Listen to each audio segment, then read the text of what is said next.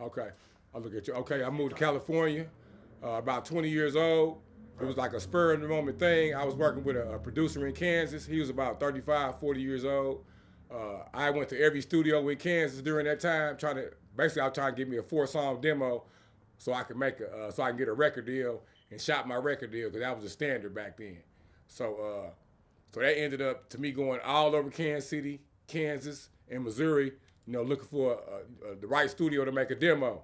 So after I went through all the trials and tribulations to try to get a demo, I met this one guy, and he actually it was a studio that I went to, and his partner recorded me for the hourly wage. I forgot whatever it was for an hour. So I spent some thousands of dollars with him, and then when I could be spending thousands of dollars with him, we ended up. What's up with it, man?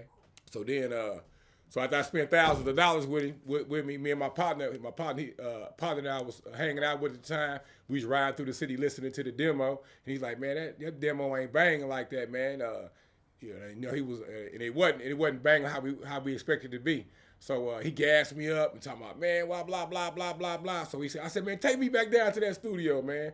So he took me back down to the studio. So the dudes whose studio it was, the recorder, I was like, hey, man, we came here. I paid you for the thousands of dollars for this demo. It ain't right. So I was kind of going in on hard on him as a 20-year-old, halfway street, halfway good dude, but I was real passionate about it. So it was his partner. He had a partner whose equipment it really was sitting in the back listening to everything I was saying.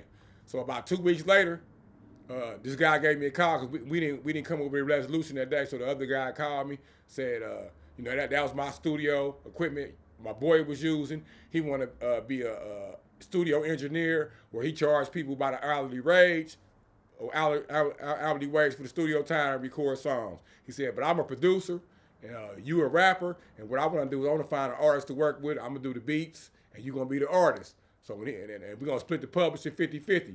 At that time, I ain't had no idea what 50-50 on publishing was, but I know what 50-50 was if me and you go in on a couple of them things, we're going to get $1 million. So in my mind, when you go to the music business, everything legit and everything's supposed to be right for you. So so the first thing we had to do was start making a demo. So we started making a demo.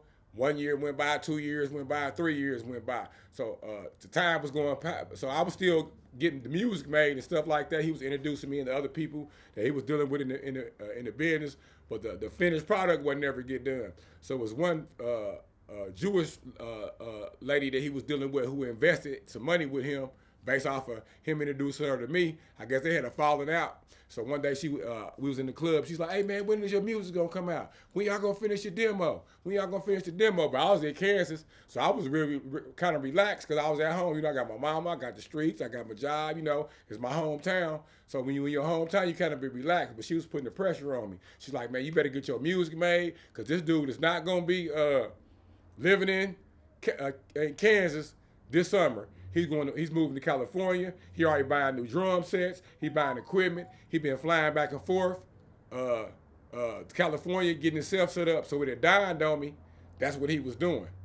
So immediately I said, oh, he is moving to California. So during that time, so when she told me that, man, I hopped in my car, drove back down to the hood, found this girl that I knew that was living in Kansas at the time, but I've been dealing with her hustler for the past 4 or 5 years. We was doing music together as well. She wasn't really no rapper. She was just hanging with me and maybe dropped some verses.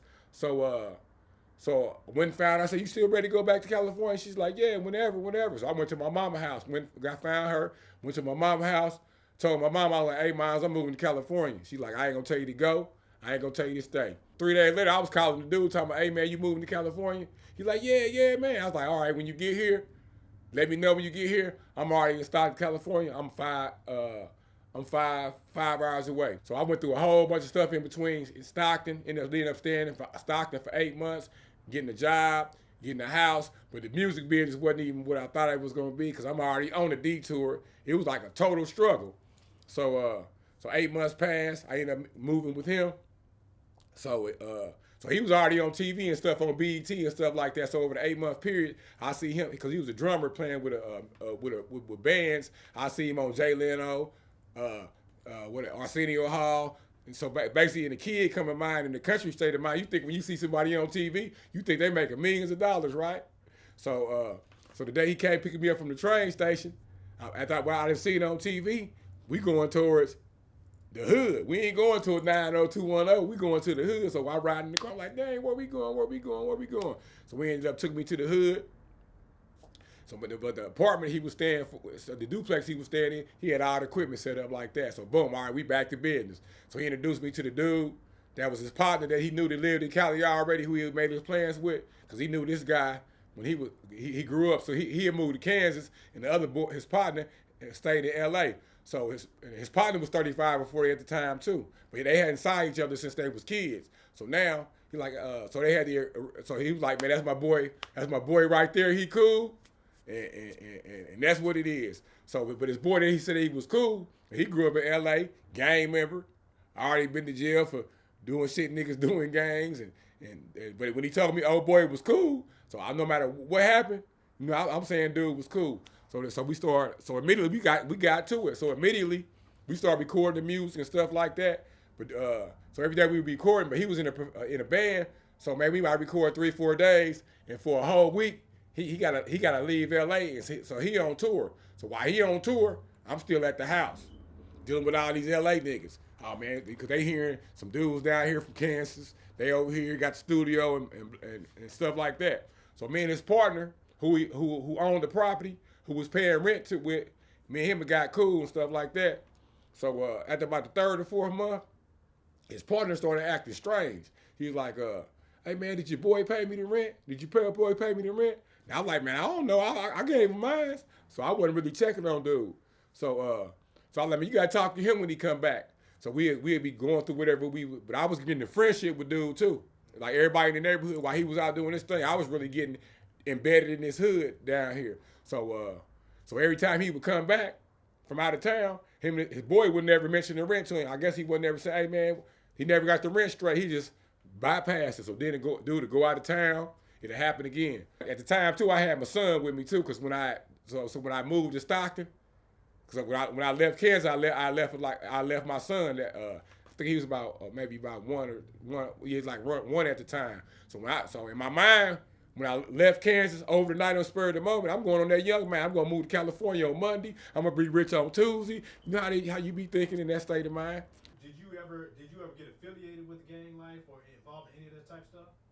I didn't get directly affiliated with it or involved with it, but everybody I know is come from that. Like everybody, like, and people I know right now, because if you were from LA, everybody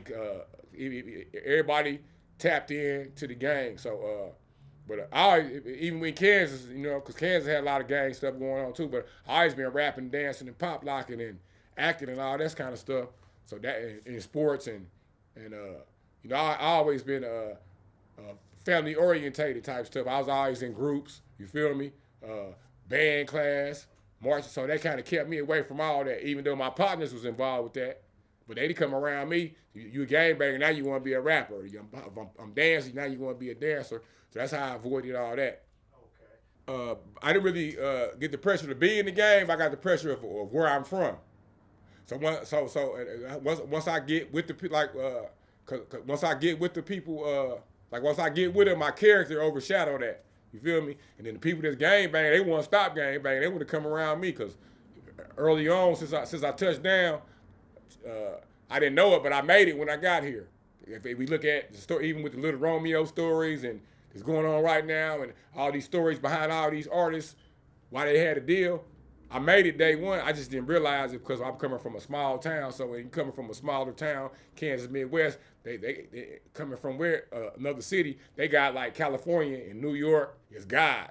So I wasn't really giving myself credit of where I came from and who I was based off of the hype of everything.